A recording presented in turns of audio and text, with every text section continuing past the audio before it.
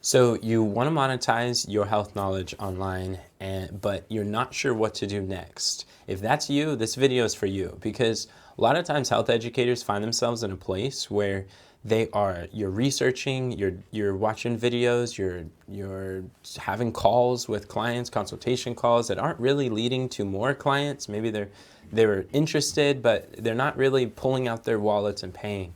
Or you're creating protocols, you're dealing with tech, or sometimes it's not so much working or fighting with the tech, it's just the thought of fighting with the tech that can be overwhelming.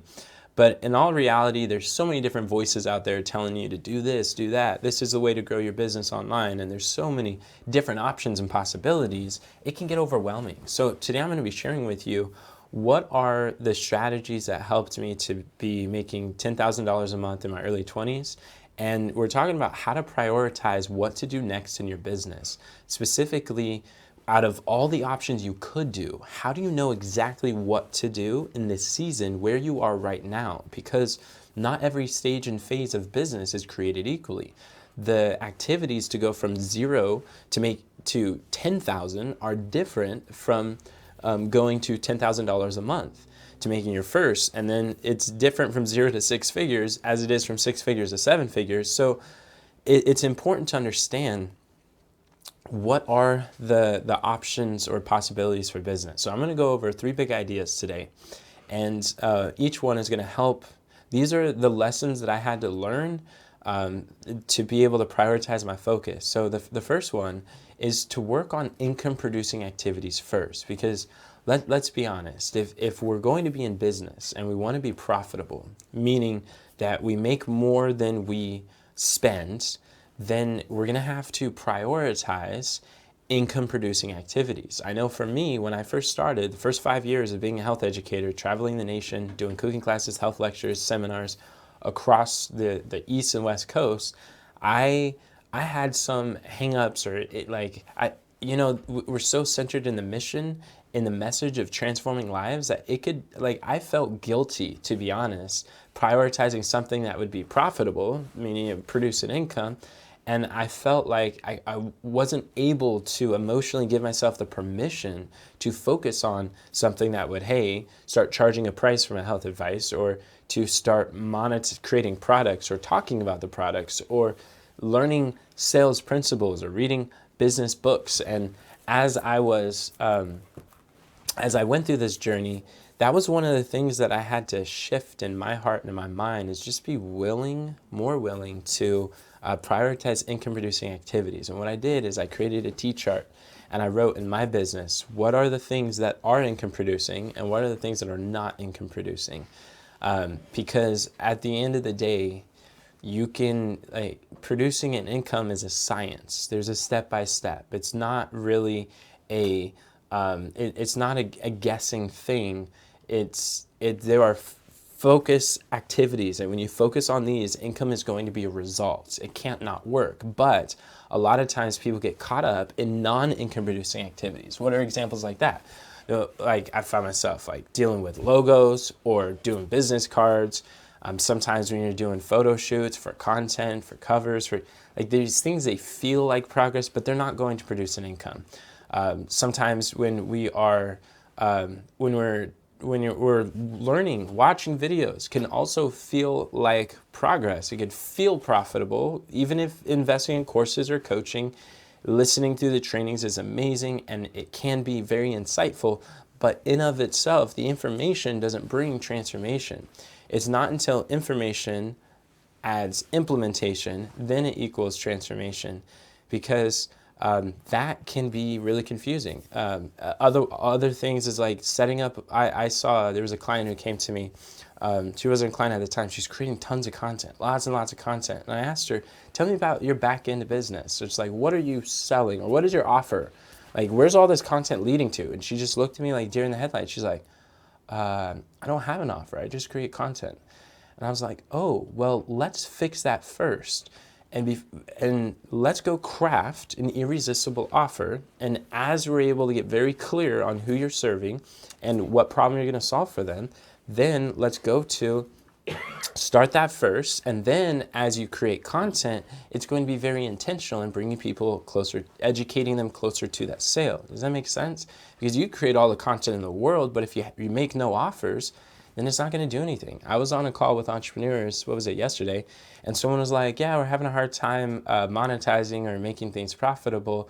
And then after asking him a few questions, found out that it's like, yeah, he's having conversations with ideal clients, but he's not making any offers. He's not actually giving them an opportunity to place an order. So things that I found that are income producing is actually doing sales calls or consultation calls where you make an offer. Speaking on stages, being able to sell one to many to other people's audiences, that is profitable. When you're bringing traffic over to, let's say, your masterclass or a webinar, or when you're creating content that converts, in the sense that you're creating content that's specifically overcoming buying objections, that educates people closer to sale, like that's going to be profitable. That's going to attract ideal clients and have them pre-sold before they even get on a call with you. When you are learning about sales and you're applying those principles, that's going to be helpful. Having conversations with your ideal clients about their problems, inviting them to solutions you have, whether they're lead magnets, which is it's a free gift that you give them in exchange for an email or a lead. It's where they're able to raise their hand and say, hey, I'm interested. Whether they opt in for buying your book, they become a lead, or you invite them over to come listen to your webinar, that's going to be a lead, or register for something that you're hosting, or a free GPT, whatever the case is. These are, or asking for referrals and then following up with those referrals. When you have existing happy, satisfied clients and you're saying, hey, who do you know that would be interested in being a part of this? That's going to be a profitable conversations. I mean, if you look at the average amount of conversations you have in a day, let's say it's 11. Out of those 11 conversations, how many of those conversations are making you money? The real question is, there is wealth to be found in your words, but it's only when you speak about things that are going to be profitable. And when you're looking at profit, it's not just about what you get, it's about people that you serve. What really helped break me through and helped me to allow me to actually do profitable income producing activities is when I began to realize that there was a millionaire mentor of mine, Dave MacArthur. He shared with me, he's like, Enoch, you need to understand that in this health education business, every dollar you and I make is a symbol of someone's life that is being transformed. Their life is extended, they're losing weight, their hormones are being regulated, they're learning how to overcome these age-related symptoms, and their lives are improving. Their quality of life is improving with every transaction. There's transformation in transactions. And he asked me a question: if you knew that every dollar you make in this business represents the impact that you're having in others, how much money would you want to make? And that's when it like clicked. I was like, wow, as much as I possibly can, because I want to change a lot of people's lives. And I like how Dave Ramsey said it on a call. Someone was saying she's asking financial advice for a nonprofit. He's like, yeah, sure, we could do that, but I want to ask, why nonprofit? Why are you starting a nonprofit, not a for-profit? She's like, oh, because I'm terrified of profit. And he's like, okay, well, let's listen. Nonprofit is not found in the Bible. And when you actually look at Matthew 25, I will add that Matthew 25, my favorite parable, is a parable of 10 talents. It talks about the unprofitable servant who found his talent and buried it in the earth. Jesus called him a wicked and slothful servant. He was cast into outer darkness. It's really interesting because God is looking for profit. You actually look at unprofitable in the scriptures, and there's not many good things that God says about that. But he said something that blew my mind. He said, nonprofit is not a biblical term. That's an IRS term. That's a tax term. That's not something where God actually wants us to increase our talents, increase our knowledge, increase our time, and increase our skills, our communication, our influence, and including our money. All of these are a talent that God has given to us to increase, to multiply. And that kind of like clicked in my mind. I was like, wow, that actually makes sense. But sometimes we could be so afraid of making a profit, we feel like there's something bad about that. It's like we desire to do it, but we expect that it's going to be less spiritual or less helpful if we're charging for the advice or for the knowledge or for the service or whatever it is. And he also said something in that video. It was like 10 minutes on YouTube. You could probably type like Dave Ramsey nonprofit and look for a 10-minute video. It's really powerful. He said that any organization, both nonprofit or for-profit, that makes less money than they spend will close their doors and cease to exist. So if you want to continue to support your message, if you can't make the money, you can't sustain your message. It's so important. It's because of the impact that you want to have in your life that it is necessary to be able to prioritize the income-producing activities. And sometimes that's going to be uncomfortable. One thing that I learned in my late teens is that everything I desire in life lives just outside of my comfort zone. And really our comfort zone is where our dreams go to die.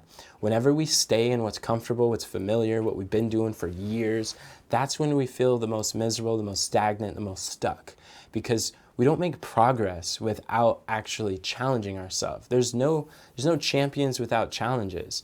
And if it doesn't challenge you, it'll never change you. So what I realized is I had to make the conscious decision to step out of my comfort zone to do something that scares me every day. And I still live by that. I do things that are uncomfortable. And I don't regret it, because these are the things that started having me be able to travel the nation. Before I was 18, being able to speak on all the West Coast of America and eventually from coast to coast and eventually internationally. It was uncomfortable every step of the way. But that uncomfortable action, like what starts as uncomfortable eventually becomes like common knowledge or second nature. And the encouragement is that it will get easier. Learning how to sell, learning how to speak in a way that people want to pay you every day and they're glad to do it. This is something that is even what Regine has been learning more and more about. She's a client of ours who she helps women to flatten their mommy tummy. And as you can see her on the screen, she came to us and she had a $200 course and she was making some of those sales with content online. And she really wanted to get into speaking, and she wanted to know, how could I share my message on stages to live audiences? That sounds good, because she's created some content, and she's been hearing that she needs to raise her prices. She just didn't know the path. It wasn't very clear what to do, and there wasn't really anyone who really resonated with her as much as my message did, because we're here all about like service and actually helping people get results, not just taking their money, but increasing value in a way that supports people at a higher level. Just this last week, she was messaging on our coaching chat that she's like, hey, I just got 2 new clients acquired this evening. So she was able to craft a $3,000 program, and she was able to get those clients. And then also just yesterday, she was messaging us and was saying that she got invited to go speak at an event that she's going to be sharing the stage with Dr. Barbara O'Neill's and some other leaders in this space. And it was so exciting to be able to see that we helped her to craft a signature speech. And the exact thing that they want her to talk about is the thing that we crafted this signature speech that's like a message that's designed to serve people and also to sell her back in programs and coaching. So now she has a system whereby she's able to communicate where people are able to say yes again and again. And the reason why is because she's learning how to identify what are income-producing activities and what are really distractions. What are things that feel like progress and productivity, but it's actually busy work, it's distraction. Because just because, like, busy work does not equal productive work. Just because you're doing something doesn't mean that it's actually profitable for your business, my business. And I learned this is a lesson we got to learn. And if we want to be profitable. So she's been learning how to conduct sales calls in a way that actually gets people to pay. And she's been she's been sharing her signature speech. And because she's prioritized the time, the energy, the dedication in crafting a signature speech and actually prioritizing, how can I share a message? And she saw the vision. Part of the thing that allows us to focus on income producing activities is seeing the vision of what are you going to get from this. You're going to have one asset that you could deliver, one message. And it's like an infinite sales message. You could say it 3,000 times without losing the power of persuasion. And at the end of the time, when people are done listening to you, they're not having a dozen questions and concerns. they are so excited and they're ready to sign up. They're ready to pay whatever you effectively charge. So that's what she's been able to do. And that's what happens when we focus on income producing activities. We get the reps in, and just like with working out or exercise, our muscles get stronger as we do those activities. How many of you are ready to get more health clients? Type yes in the chat if you can see that by focusing on the right activities, you're going to be able to get more clients. Because when you focus on the wrong activities, clients is a result of income producing activities. But these non-income producing activities, sometimes they're necessary, but they're not of themselves going to get clients. But filling out an order form, collecting credit cards over the phone, or one-to-many through selling at events, like these are income producing type activities. Learning these skills will make a difference. So number one, what I had to learn is work on income producing activities. What about number two? Number two is to focus on your greatest bottleneck. One thing that helped me to start prioritizing is beginning to realize that in business, you think of business like a pipeline. A pipeline has water flowing through, and when that water gets to the other end, then that's cash flow. But cash cannot flow freely if there is a bottleneck. So we want to identify what is the one problem, what is the biggest problem right now, such that by solving would make everything else easier or necessary. I like to think about it like a one big domino. Instead of doing 30 different little things that fill up our plate and make us feel good, like, hey, I got something done, or I am active, I'm busy doing stuff. I think sometimes when people wear busy like it's a badge of honor, people are like, how have you been? They're like, oh, so busy.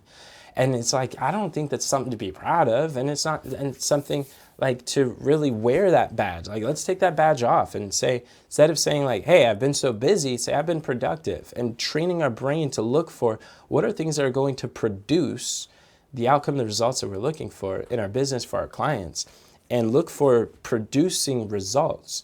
So what are those things? It's by realizing like there is, if you look at a domino, right? Imagine, what I like to do is I like to imagine there's one big domino out of all my to-do lists. There's usually one thing. What is the one domino I could do? But when I knock that over, it's going to have the biggest domino run of effects. Like all these other little tasks will become easier, irrelevant, unnecessary. And by tipping that over, it makes everything else easier. Like for instance, I was on a call with Regine, and she mentioned how creating that one signature speech was like that domino for her. It improved, she got clarity on her personal brand. She's been hearing about it for years, but she never really understood it till I helped her with a signature speech. She knew to create content, but she's like, how do I create content? She got more clarity with her and her team in knowing what kind of messages to communicate, what kind of things to be able to share. She got more clarity there. When she's invited to go speak, she's never having to start from scratch and spending all this time creating new protocols and new trainings, new concepts. She already knows what she's going to be sharing, and it's really simplified her sales cycle. Her conversions have increased. People are saying yes to her more. They know that she has a program or a higher level to work through. So it's increased her course sales and her coaching sales.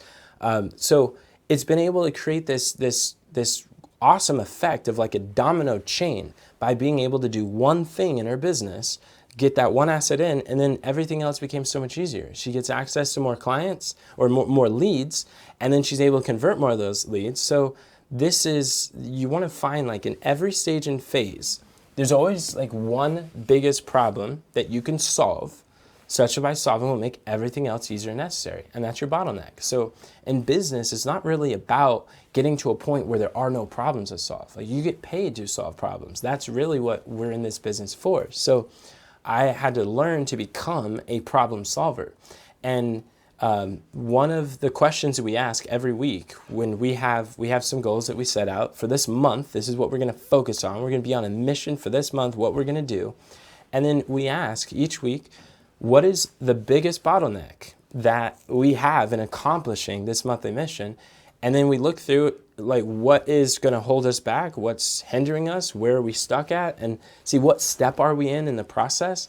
by taking some time to think about or identify what is that bottleneck, this is what's going to help you to create growth, to get to the next level. If you're stuck at $10,000 a month, getting to the next level, it's going to be identifying the bottleneck. And usually when people are stuck at $10,000 a month, it's usually because they don't really have higher prices. They need to raise their prices or create some sort of premium offer for people. So what's really helpful to know too, if you want to know what are you able to measure, and out of all the things in business, what really matters most, there are only 4 ways to grow your business, period. And when you look at every business seminar, business book ever written, if you look at every business talk that's ever given, coaching program, course, wherever you're going to learn business, there are really only 4 concepts that every business book and trainer is going to be teaching you, because business doesn't change. The only 4 ways to grow a business, when you understand this, you can identify where is your bottleneck. You can see where you fit in that cycle. So number 1 is lead generation. Now, what is lead generation? This is where you're attracting new potential clients to your business. People who have the problem that you want to solve. So you'll never run out of people to serve, help, and enroll in your health programs. Lead generation is a problem that a lot of people face, especially when they're just getting started, is knowing how to find people, who to find, really.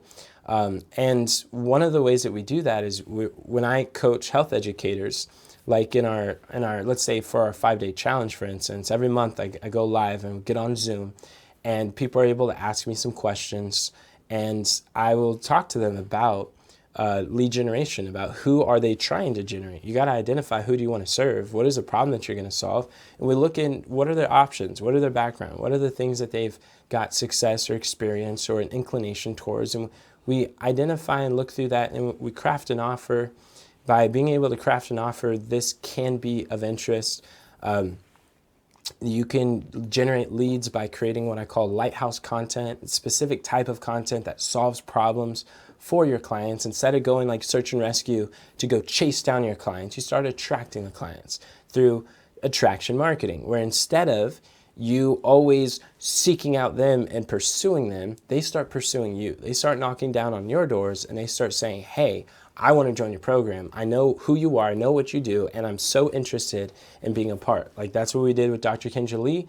Before she came to our challenge, she was hesitant to create content. She was self-conscious about what kind of things that she would say, how she would show up on camera. She's splendid when it comes to health education, but when it comes to content creation, she was petrified. So we coached her through that process. She started creating content in the way that we shared with her, because there's frameworks for creating content that converts. Because people say like, go create content, go record podcasts, and then they go off and do that, and then they're like 40 interviews in, and they're wondering why their business isn't growing, because not all content is created equally. When you have the right framework that's able to speak in a way that actually educates people closer to a sale, that's when your content starts converting.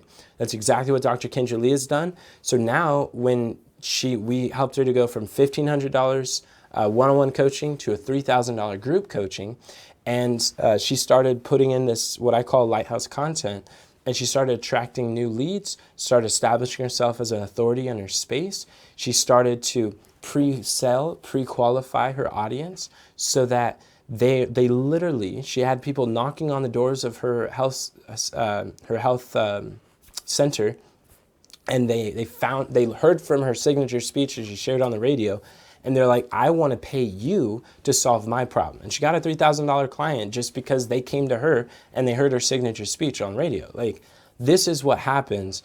What we do with our clients is we help them to fix a lead generation problem so that that never becomes an issue anymore. Lead generation should not be the major constraint. So, but that's a first way to build a business. And the second way is lead conversion. So now you have these leads. These are people who raise their hands and say, hey, I have the problem you're talking about and I desire to solve it. Now, lead conversion is where you're turning the interested prospects into paying clients. This is the skill of selling. This is a skill that actually gets people to pull out their wallets and pay you for your advice. So your message makes an impact and your bank account reflects your mission. That's what we talked about, sustaining the message that you have.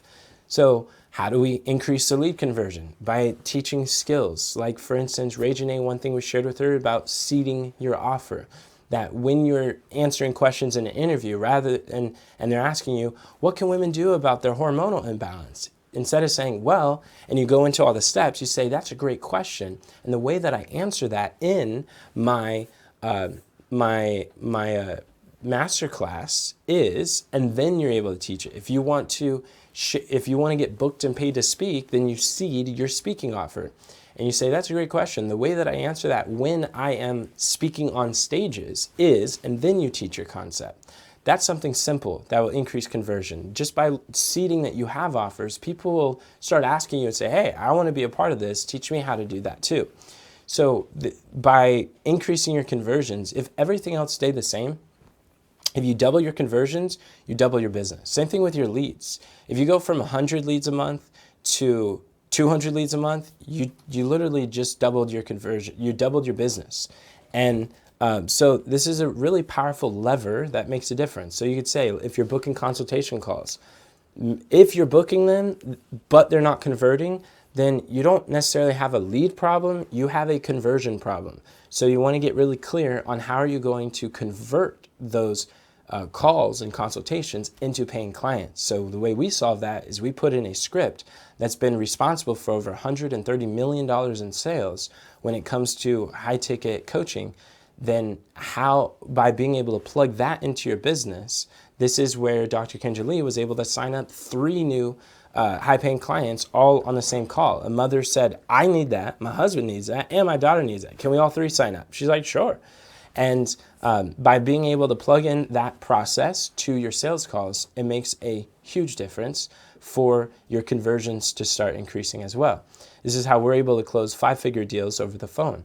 And I didn't know how to do it at first, but just like everything, it's a skill. We don't come out of our mother's womb knowing how to drive a car. So by following that framework and having that step-by-step process is by having sales conversations is income-producing activity that we get better at. So by increasing your conversions, even when you're selling one-to-many, by learning how to speak the techniques of a signature speech, how to sell from stage selling secrets, this is something that will drastically increase your business, and that alone can double the income. If you go from converting at 5% to now you're converting at 10% or 15%, then congratulations, you just went from, like, let's say you're stuck at $10,000 a month, just changing one thing, now you're making $20,000 a month. So lead conversion, that's the second way to grow your business. The third way to grow your business, and now that you have clients who are actually paying you, the next thing is client ascension. You don't want just a transactional business. Like when Regine came to me, the only thing that she really had to sell it to people was a course. It's a $200 course. Once they buy it, there's nothing beyond that.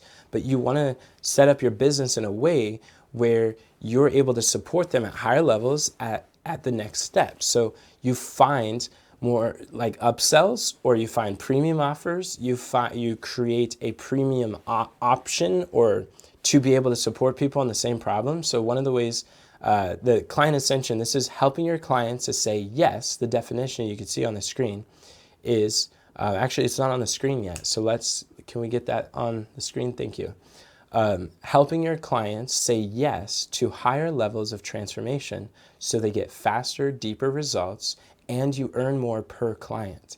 So this is really key for like Regine. Instead of someone buying her course and that's it, what we did is we plugged in an option, this same offer, different level of support, where now she has a group coaching program for $3,000. And out of those people in the course who want to go to the next level with her, now they have a chance to do that. So some people have been able to upgrade. And at first she's like, well, if they already bought the course, why would they buy a coaching? And I shared with her that a lot of times people want more access. They like what they're doing, and a course may increase their desire to get the accountability that your coaching provides.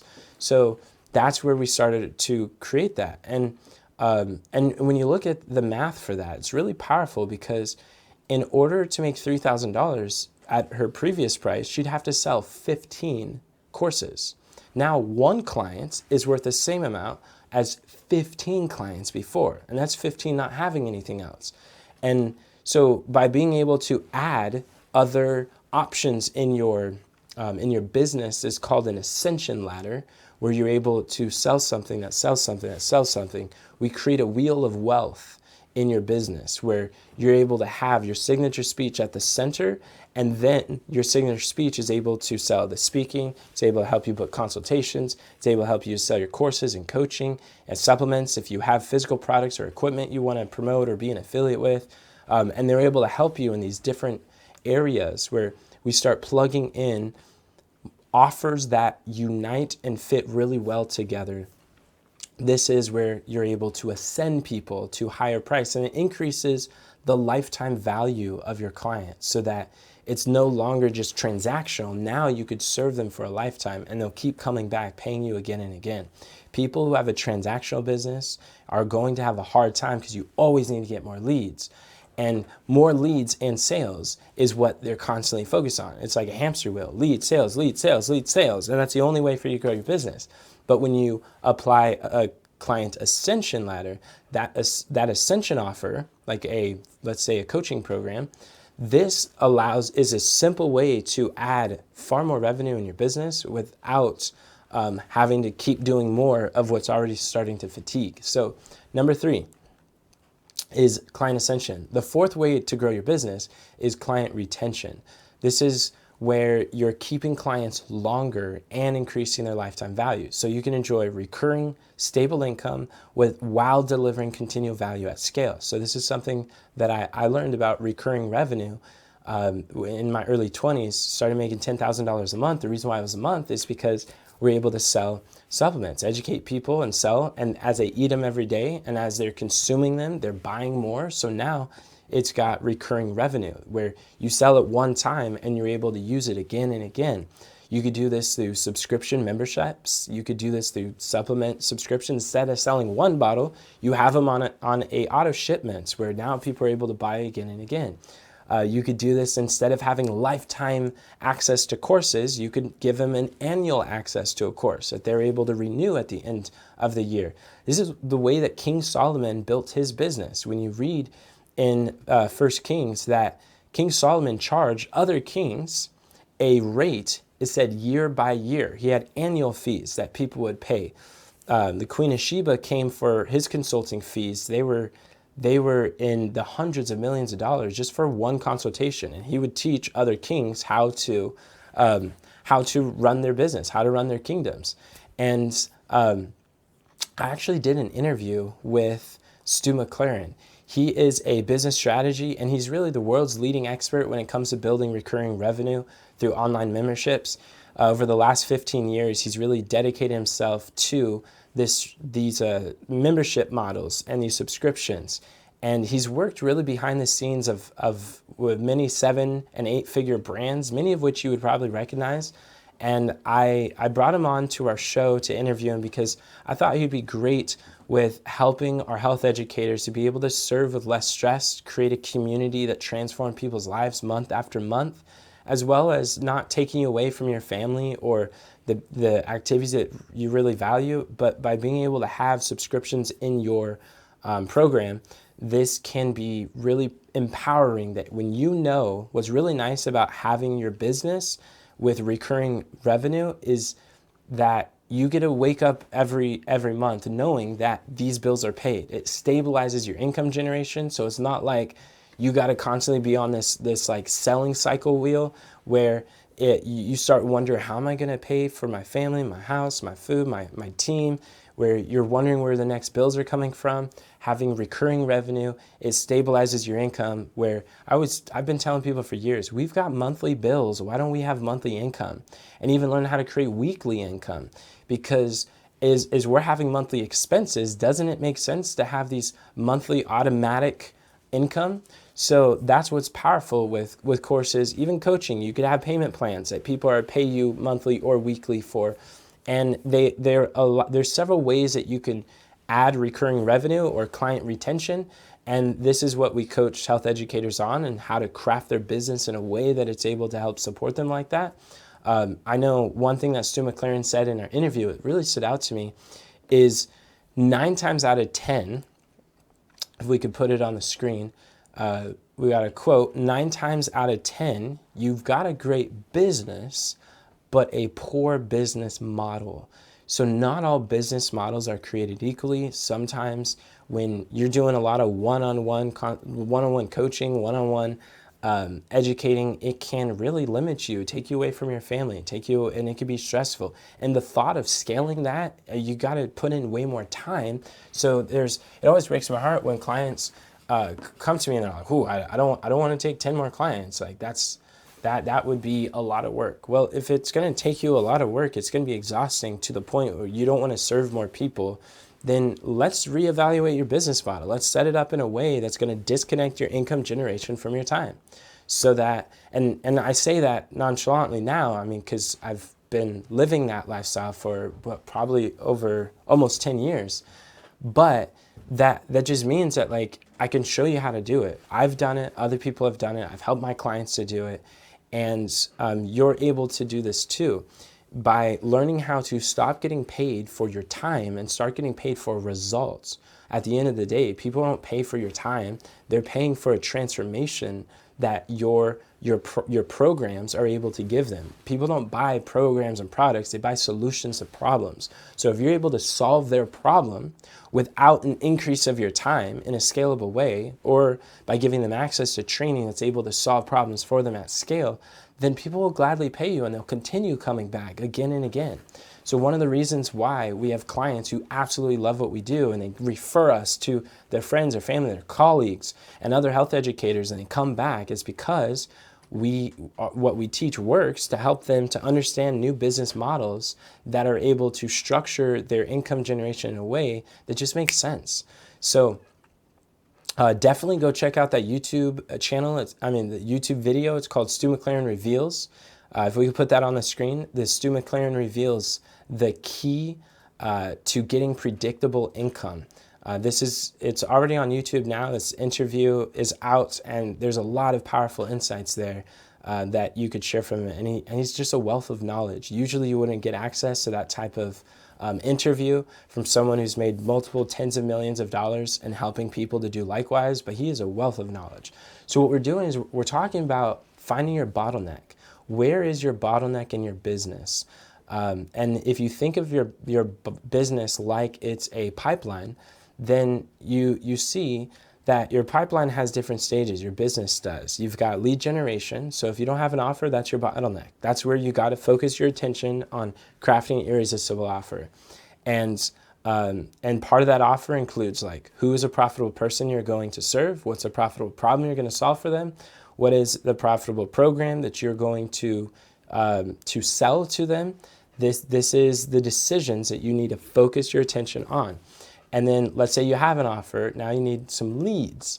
But if leads becomes, like, if you got a hose and you got kinks in the hose and it's not getting water in, so we can click the next slide, then that kink is going to prevent the rest of the water to flow. Like, you can have more water by pushing more water into the hose is not going to solve the problem. You get more leads, but it doesn't matter any amount of everything downstream is going to suffer. And this is a sequence, right? So if you got leads, or people are signing up, or they're showing interest to you, or they're knocking on your doors, they want advice, they want guidance, but you don't know how to convert them to paying clients, that becomes your bottleneck. That's something to be able to focus on. So and we got videos on each one of these. And let's say you're converting some leads. Like Regine, you've got some clients, but you don't have a way for them to pay you a premium. You don't have a $3,000 offer or more. So that's customer ascension. That becomes a bottleneck for you. Or sometimes people don't even have that entirely. Maybe they got an offer, it's not converting, but others, they don't have it, period. So you can have leaks in your pipeline in your business, and you may be doing this work. Like, you bought a training, let's say you bought a training on sales, and then you're like, well, I'm not a millionaire yet. Then the training doesn't work. This doesn't work for me. Well, that's not really the case, because the principles work, but is sales the only thing that you need in a business? No. There's a portion, a part of the business, and that fills, but we have to learn to evaluate. And one thing that I've learned is that anyone that you speak to online, they're all going to be sharing with you, and they're going to be positioning whatever they sell as like the best thing since sliced bread. Like, this is what you need in your health. This is what you're missing in your business. This is what you're missing in whatever it is area that they're solving problems for you. So it can sound distracting when you listen to everybody's voices telling you that you need to do this, you need to do that or that. So there comes a point where you have to just sit down and say, all right, where am I in my journey? And what is a step that I'm missing? And then block out all other information out there. You see at the very end, this just in case learning. What we can happen is we get into this vicious cycle where we're watching this training and we're learning just in case knowledge.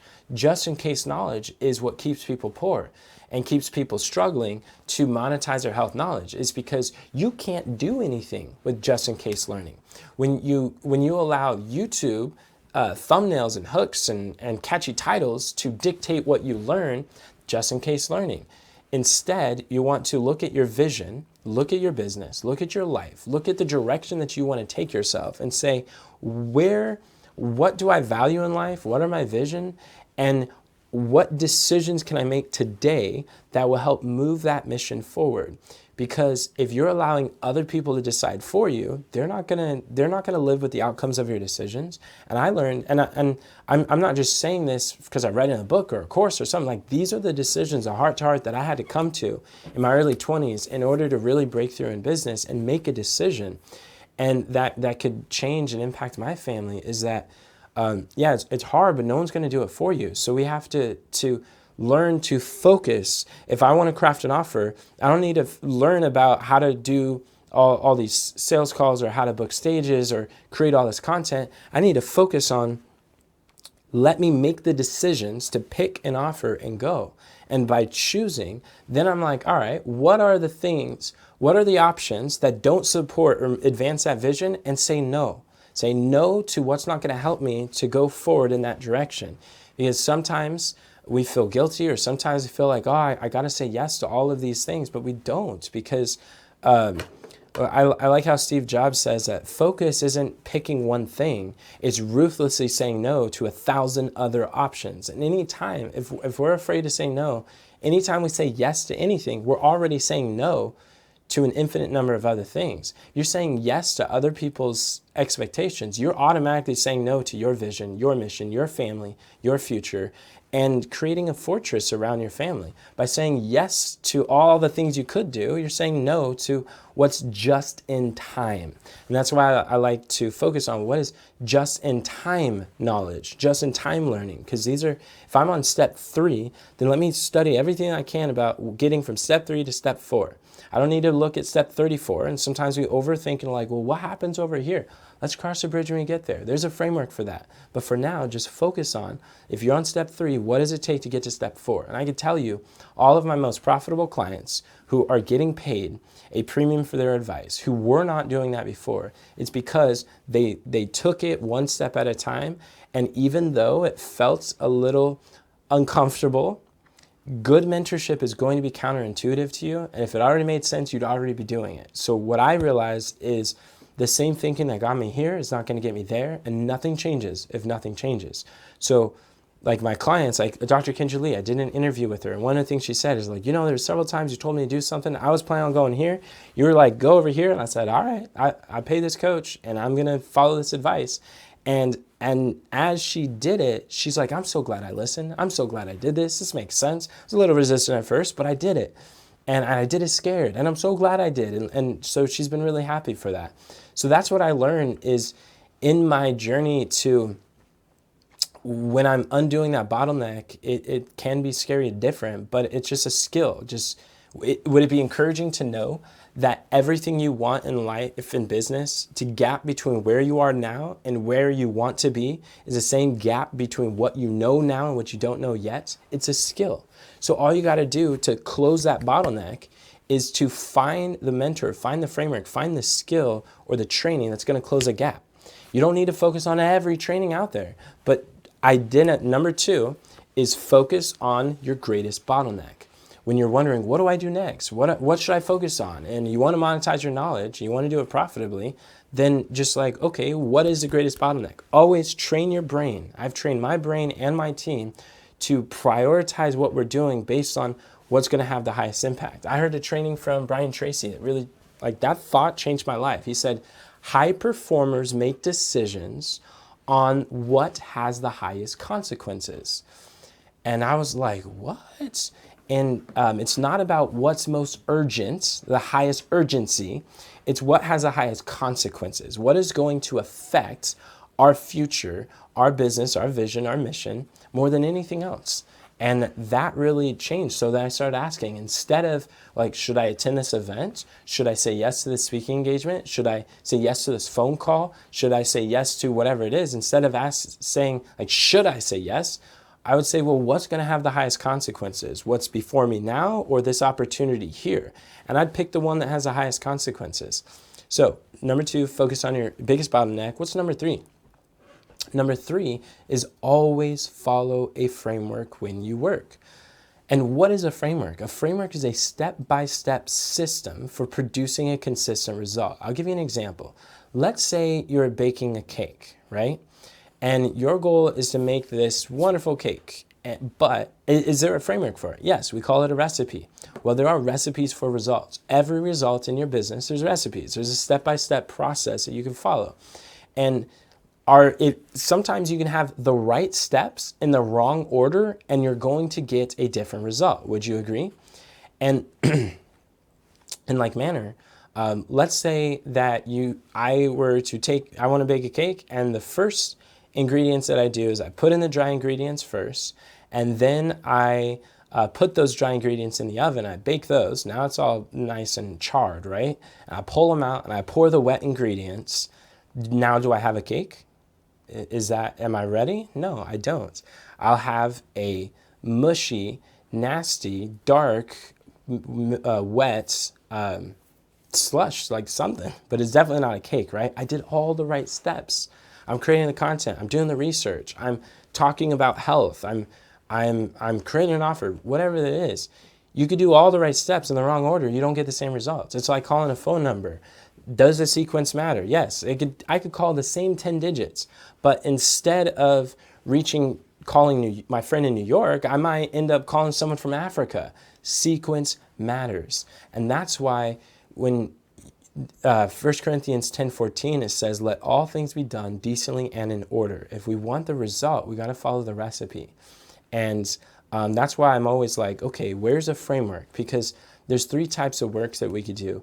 We can have hard work, we can have guesswork, or we can follow a framework. And I realized that free information is worth every penny. When we're going out there searching on YouTube University, getting our PhD in Google search, or even AI, just trying to get this generic, bland information from regurgitated stuff from AI, it gets to a point where it gets confusing, gets muddled. It's hard to piece all this stuff together. So what I realized, one of the biggest breakthroughs that I got is that there's already a framework out there, and some of the best frameworks are not found for free online. They're going to be with a course, a step-by-step course. They're going to be through a coaching program. It's going to be through investing in a mentor that's able to show the way and show the process, because one, social media doesn't really promote step-by-step kind of tutorials and courses. It promotes like clickbait, hook your attention, distraction, whatever boosts the dopamine, but that's not always the stuff that's actually going to build your business, help you monetize your knowledge. So I've learned to prioritize whenever I want to solve a problem, I will invest in a training, and then I will look at that framework. Sometimes people, they come to me and they're like, well, how do I do this thing? Sometimes like I set time to build my business. I'm like, okay, I'm going to work my business. But then when I'm like, well, what do I do? How do I solve this? I don't know what to do. Always, always use that time to build, follow a framework. Can we take it off? So the screen, I want it on me. Thank you. We can have, so whenever, let's say you have an hour to work on work on something in your business. Actually, this is what I did when I wanted to improve I want to create a signature speech that converts. I'm going to do an online presentation. I invested in a workshop, an implementation workshop that's going to show me slide by slide how to create a presentation that converts. I'm like, okay, that makes sense. If I want to set up email marketing, then I invest in a coach that's going to show me how to set up the email sequences, how to communicate through email, how to get them delivered. There's so many things that I had questions to. I didn't even know that I needed solutions to, but because a mentor has been where I want to go, they can show me the path. So I invest in that, and I was like, oh, it makes sense. If I'm setting up, if I'm going to learn how to sell over the phone, when I first started, I was just using my best advice or ideas. Like, people weren't buying, they weren't interested, they would push them away. And then it's easy to be tempted to think people don't want to learn about health. They're not interested in changing their lifestyle, which is not true whatsoever. After our business has been able to sell to 15,000 and over 500 clients and growing, one thing I've learned is that very much people want to pay to solve their health problems. People are interested in changing their lifestyle.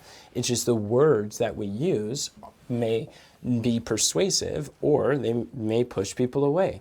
So what do? I invest in a framework, a script, a training, and not just one. I've invested in multiple trainings that show me how to handle objections, how to communicate with people over the phone, how to listen to actually how the mind makes decisions. But when on a sales call, I could follow a framework. When I'm speaking from stage, follow a framework. When I'm preparing content, or I want to create my content strategy, instead of just publish and pray or throw spaghetti at a wall and see what sticks, I follow a framework. And every problem in your business, there's a framework for that. So what I realized is there are 3 steps to go from 0 to 6 figures in your business. These are the same 3 steps, essentially, what Russell Brunson was asked. How does someone go from their first money to their first $10,000 or $100,000 business? And that's like, number 1, you have to create a signature offer. This is what we're teaching our clients to get started. You craft a signature offer. You got to choose, who are you going to speak to? What is the problem you're going to solve? And how are they going to pay you to solve that problem? Without an answer to these 3 questions, nothing else downstream of your business really matters. And this can change. This will tweak. You'll get some feedback. You'll see what makes sense or what doesn't. You're not stuck with whatever you decide, but you have to decide. You have to choose something and go with it. It doesn't mean you're stuck with it for the rest of your life. Number 2 is craft a signature speech. You need a way to communicate the value of your offer. And so we've got frameworks for helping health educators specifically to craft an infinite sales message, to create content that converts, that's able to communicate to crowds in a way that they want to stand up and they want to fill out your order forms, join your programs, and to be a paying client. Number 3 is signature stages. This is knowing, where are you going to find your clients? Now that you have an offer, you got a speech, where are they congregating? Because already there are hundreds of thousands of people online that are eager to pay, and they're looking to buy what you're looking to sell, but the only problem is they don't know you exist. So rather than starting from scratch, building all your own content, your own platform only, that could take months or years, you start leveraging other people's audiences, other people's platforms that already have the eyes and the ears of your ideal clients. And it saves so much time. See, there's some frameworks that are slow, and there's some frameworks that are fast. How many of you want to go faster? Type fast in the comments below. So by being able to answer these problems and following a framework, if you're going to work on your business, actually go through the course, go through a training, go through a framework and say, all right, this is what I'm going to implement. Like, I'm watching the video, I'm taking notes, or letting AI to take notes for me, and I'm seeing the steps, doing the actual steps. And like, my to-do list becomes whatever the coach said. That's what I'm going to chip away at, one at a time. As I get stuck on one area, I ask a question, go to coach, say, hey, how do I do this part? And then they're able to clarify. I say, oh, that makes sense. And then I go back to work on following the framework. It really is amazing to me how many people are going to be who are out there trying to build their business, and they're just throwing spaghetti at the wall. Or maybe they're like, well, I can't afford to invest, but I'm just like, I can't afford not to invest. You're either going to pay with time or you're going to pay with money. And time is infinitely more valuable than money. Money you can be spent and got back, you can get a return on investment, but time lost is lost forever. You don't get that back. So I'd much rather cut a check to cut the line, and I pay for speed. So following a framework is like using a GPS. If you're driving somewhere you've never been before, destination you desire, monetize your knowledge, charging a price for your health advice, whatever it is. If you want to be able to travel with your family and be able to talk about health topics and change people's lives, if you've never done that before, then if you're driving somewhere, then what do? We get a GPS, we get directions, we get a map, and we follow those directions. There is a map for entrepreneurship. There's a map for getting clients, for ascending those clients, to retaining them, creating referrals. So instead of just driving in the dark blindly, just taking whatever turn as the feelings lead you, just follow a framework. And that's what I've done. And when I look back at almost every blessing in my life, whether it's the team that I've built or the studio that I built or the slides or like every system that I have that works really well that I'm really grateful for, I've seen that God has used a mentor in some way or another to be able to give me a framework to follow. And God has taught me through these lessons and they work really well. So let's recap. What did we cover so far? Number 3, the 3 ways. What do I do next in my business? Excuse me. My throat is tickling and it kind of hurts, but number 1 is you want to work on income producing activities first. Number 2, focus on your greatest bottleneck. Number 3, always follow a framework when you work. When you do these 3 things, you'll know exactly what to do. And if you would like some help with your business, each month I have a high income health expert challenge. There you can ask questions, you can get on Zoom, we can dig deep into your specific business about what you're doing and how to help you. So it's free to attend, but if you want to get the backstage pass to start asking me questions, it's only $49 for the VIP. So it's an optional upgrade, but just go to highincomehealthexpert.com or comment the word speaking down below and we'll be able to help you to monetize your knowledge online. We do it every month, the first Thursday of the month, and I look forward to seeing you. Today we've been talking about how to prioritize what to do next in your business. And hopefully you got more clarity on exactly what you could say.